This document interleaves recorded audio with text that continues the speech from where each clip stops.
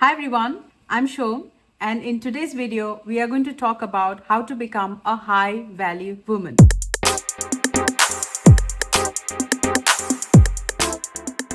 The number one thing that you have to remember and understand is that value does not come only from your outer appearance, although it does count at some level.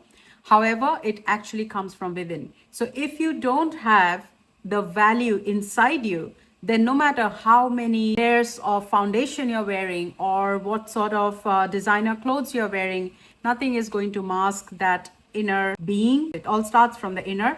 Before we go into the whole how to become a high value woman, we're going to just understand and unpack a little bit about where does value even come from. It's very important that we understand the grassroots level of where value even comes from. So to do this, we are going to compare between a low value and a high value product. Now, you can put it in any context you like. To me, I'm looking at things that you can buy at a supermarket versus things that you can buy only in a boutique. What I'm going to tell you is all the characteristics and traits of a low value item. It can be applied to a task or a thing or a product or a person. All right. Anything that has low value will definitely have these characteristics. Number one, it is readily available. All right. It's readily available anywhere. Any Tom, Dick, or Harry can go to any Tom, Dick, or Harry store and just pick whatever they like whenever they want it. So it's very readily available. It's accessible. It's in close proximity and you can go in anywhere. You don't have to travel distances or make plans to go to that place. You can just go in anytime. So it's available, it's accessible. And the other one is affordable, right? It's low value, so you can afford it. At this point, it's important to understand that low value is also low importance. All right. Why is it of low importance? Because the thing that you want does not show any resistance for you to get it or to have it. So the other one is it's easy to use. For a push of a button, you can get it easily. Okay, it's available, it's accessible, it's affordable, and it's pretty easy to use. All right, it's like wearing an analog watch versus a smartwatch. You have to figure things out. So when you put some more intellect into something to figure something out, it suddenly becomes a little bit more important because it is demanding certain levels of your brain cells and intellect. It's demanding your intellect to figure it out. You feel more important because you're using your brain to use and operate it. But a low value item could be just a push of a button and it's done. It's like a remote control. It's easy to use. It doesn't take rocket science to even understand it. All right, so those are some of the characteristics of a low value. Then it comes to how you perceive the possession. Like if you bring it home, are you going to show off? If it's a piece of bread, are you going to show off that I got this piece of loaf of bread? No, you wouldn't, right? You will keep it to yourself. It's not on your wish list. You just need it. The last point I will touch upon low value, it's low maintenance. All right, it's low maintenance. You keep it in the fridge all done, the clothes, it's low maintenance. It doesn't need to be dry cleaned or anything. It doesn't need a special treatment in washing. It's just low maintenance. So now the contrast of that is high value, right? And now I want you to start thinking about all these traits and characteristics in a human being. You can be a man or woman. If you want to become a high value, your characteristics or your traits and behaviors will look like this. Scarcity. You are not always and readily available to everyone. Okay? You are not easily available. You are on their wish list. They wish they had you, right? You are of an aspirational value. They can only aspire to have you in their lives. It's a privilege for them to have you in their lives. Think of a Mercedes-Benz or a Bentley, right? Think about those kind of what you have on your vision board. You wouldn't put a loaf of bread on the vision board. Okay, you would put a Mercedes-Benz, a high value car, that gives you high image. The value comes from how they perceive you, the image you're building. So those cars have built these characteristics in them to be perceived and considered to be high value. All right, so it has an aspirational value, these things, right? And then it also takes intellect to figure it out. It takes effort to understand and operate that. It takes some level of smartness to operate that item. Or if you're a human being, you are not so easily readable. Okay, people can't just figure you out. You have some level of mystery. Okay, treat this as mystery, a mysterious woman, right? You're not an open book. All right, people can't just read you. There is some level of mystery to you. All right, so takes intellect to figure you out. You're not easy. I'm not talking about hard to get, all right? That's a completely different, low esteem people's limiting belief to act as hard to get. No, I'll come to the part where you become from within all of these things that will make you high value, all right? And then the final thing is that, not final, the second final is that you are high maintenance. You're not easily affordable for everybody. To keep you and have you and to keep you in their lives, it requires them to rise to your standards and to maintain you. You do not get a Mercedes Benz and then treat it like a trash car, right? It requires certain parts, certain special items, certain special treatments, some repairs, so it demands that to not just have to, but to keep its high maintenance. So if you are in a relationship and you feel that, you have lost that spark, then maybe you have become very low maintenance. Maybe you are reflecting all the characteristics I just said about being low value. You're readily available. Now let's put this into context of a human being. People who do not have high value and self-worth and self-esteem are people who would be very readily available to everybody, are accessible at any time. You call me at 1 a.m. or 2 a.m. Oh, yes, I'm here. I am here to help you. All right. They're always accessible. You can access. There are no boundaries, right? And it doesn't take too many brain cells to figure them out because they are very predictable. They are very easy. And they don't have any boundaries. There's no resistance from that side, right?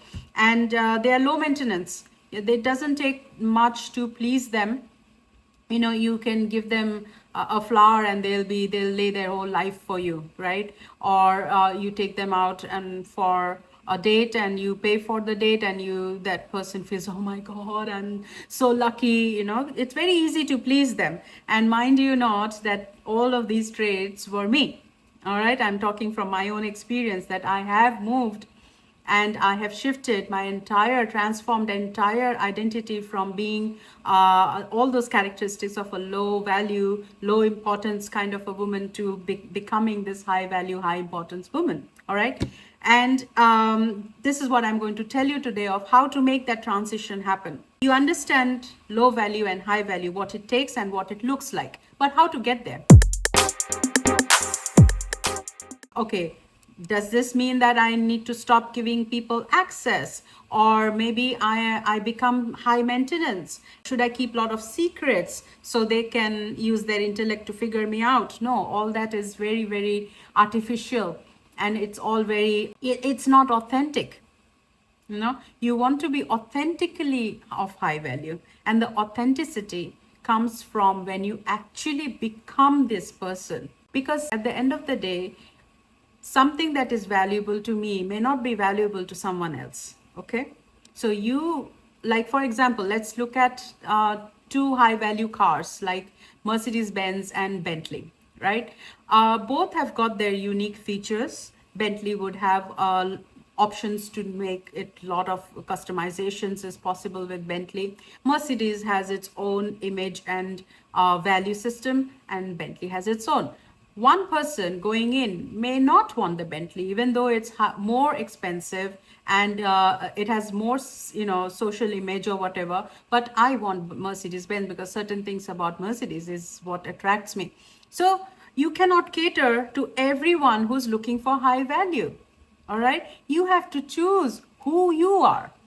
Which car are you, right? You have to come to that one stable position of identifying who you are. And then people who value you as a high value or perceive you as high value and of high importance will come to you, right? So the Mercedes-Benz don't keep looking at other high value cars and try to change their parts according to their market and their audience, right? They are who they are.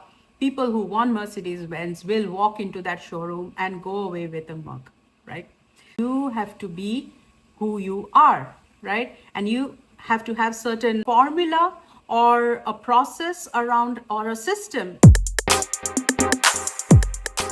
So value comes from worth. Do you feel worthy of receiving love, of receiving respect, of receiving appreciation? Do you feel worthy of it? So value comes from worth. The feeling of worth comes from the feeling of deserving. Do you deserve to be paid that price, right? So for the car, does the car deserve to feel worthy to become a high value car? I deserve to feel worthy.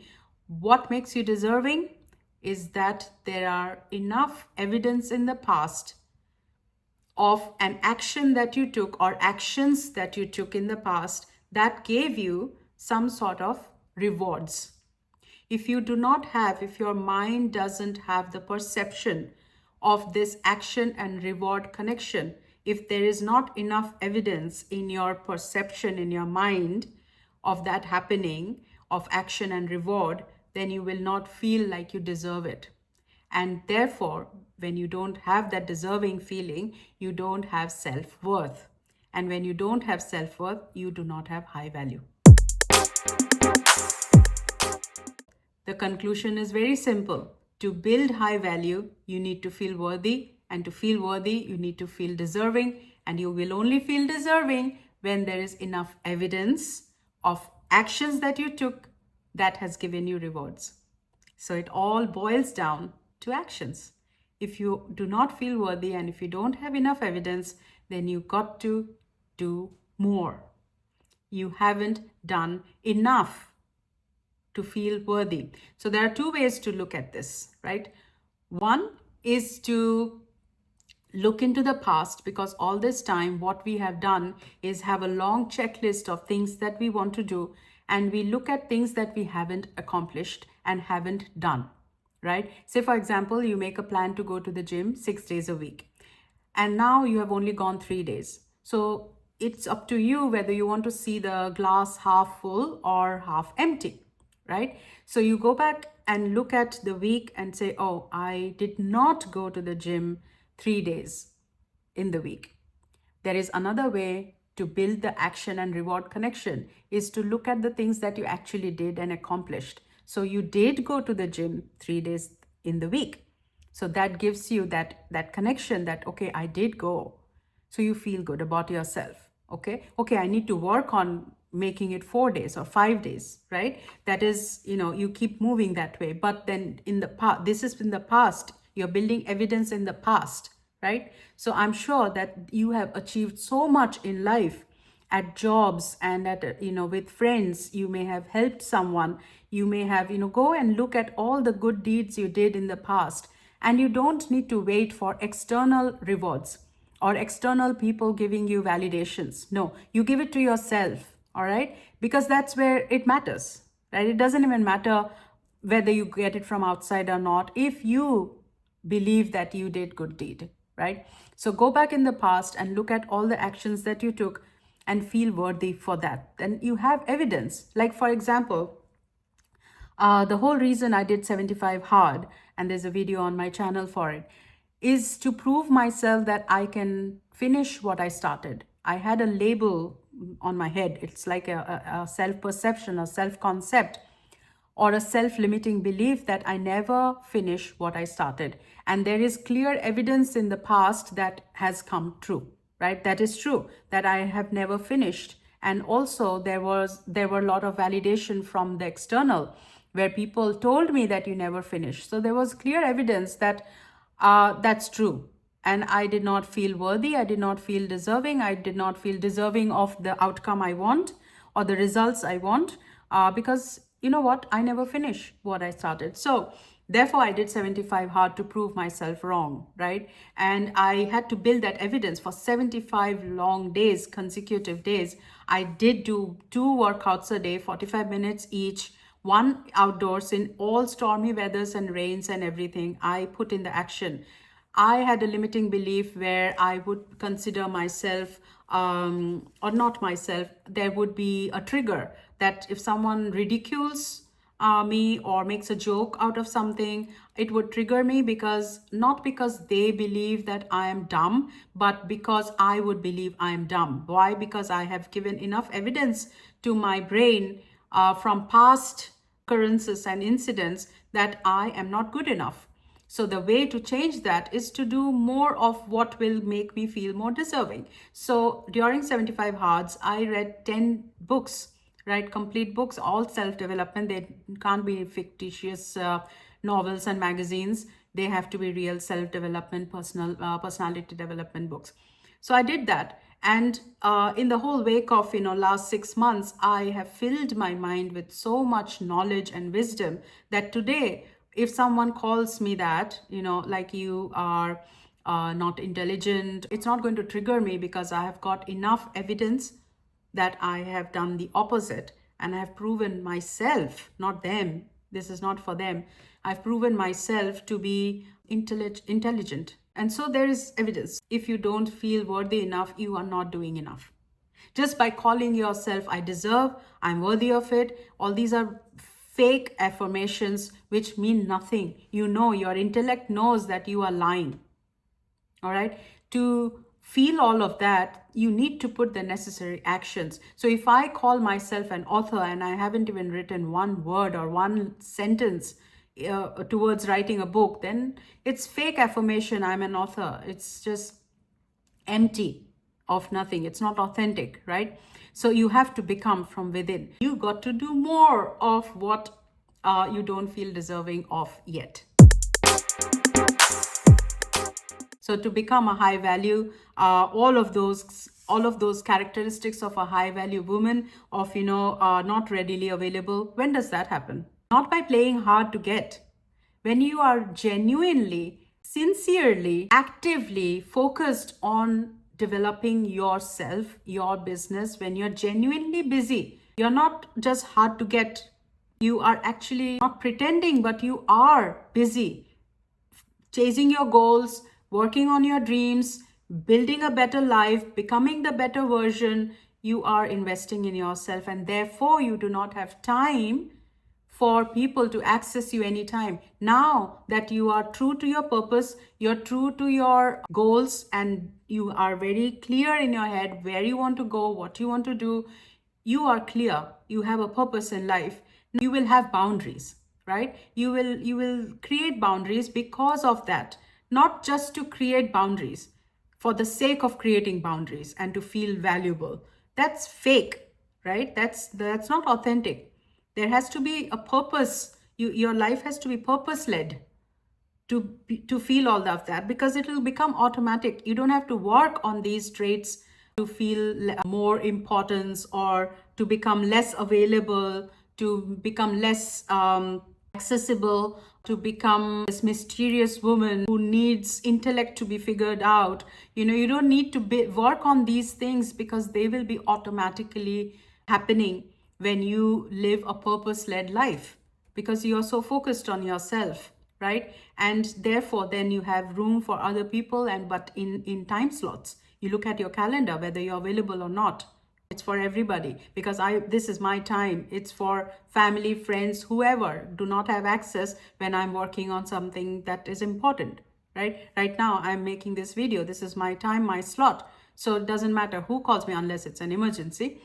It's my time, right? That's how boundaries are to be set. And then to become high maintenance, you just don't want to make yourself high maintenance. You are high maintenance. You are a certain way. You wear certain products. You wear certain clothes. You cannot and will not ever wear and appear anything less. You have standards, all right? And they have to meet your standards to feel the privilege to have you in their lives.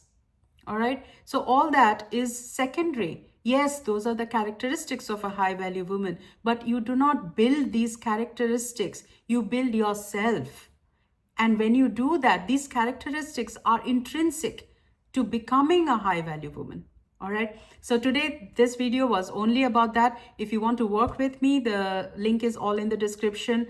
I do provide private coaching. My coaching program is called Pathway to Purpose. My website is linked below as well. So, and also there is a free clarity call. If you want to just, talk to me privately, it's free. I will wait for you on the other side. And until then, until the next video, bye bye. Have a lovely day. You are already a high value woman or a man if you're watching this. Thank you so much for watching. Bye bye.